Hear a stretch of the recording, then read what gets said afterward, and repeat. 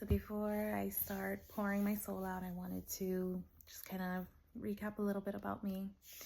Again, my name is Marilissa, and I am a 35-year-old motherless mother on a journey through grief for the third time and for the final time when it comes to having a parent figure in my life.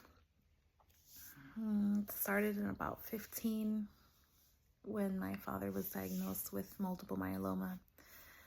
15, just in high school, trying to figure out my life, and my family gets hit with the news that my father has cancer. It was stage 3. Multiple myeloma is a form of leukemia. It's a blood cancer. And it was tough. My mother did a really good job with not worrying us,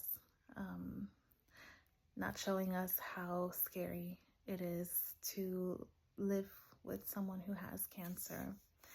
And as I got a little bit older throughout high school, there were instances where my father, he was diabetic also, so where he would go into these states where his sugar was either too low or too high.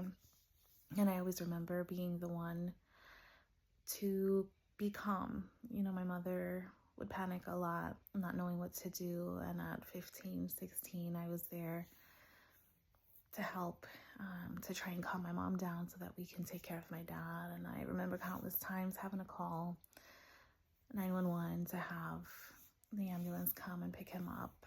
I remember where he was so bad that I had to think and I had to react quickly to try and make sure that he was okay.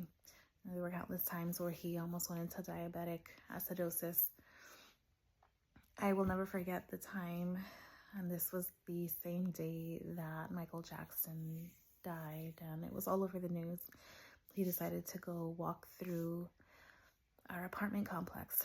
There was a lake behind us, and he would walk a little bit. He had a cane. That day, that was June 25th. Can't remember the year, but June 25th. And he was taking a while coming back, and I get a knock from the neighbor across the hall that my father was laying in front of the door unconscious.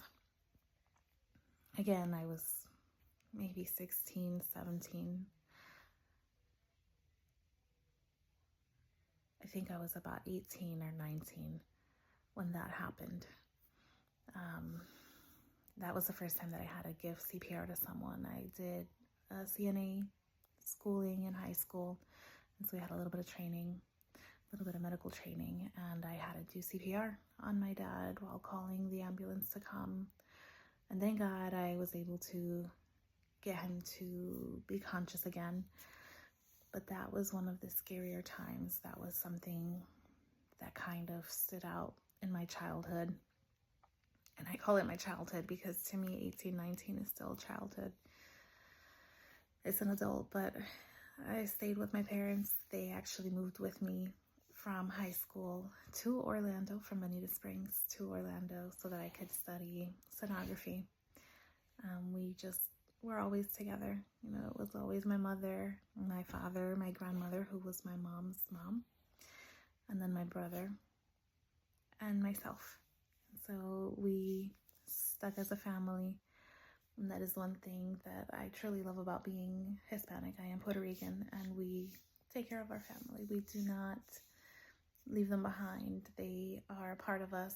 Grandparents are a part of us, and we take care of them forever. To be continued.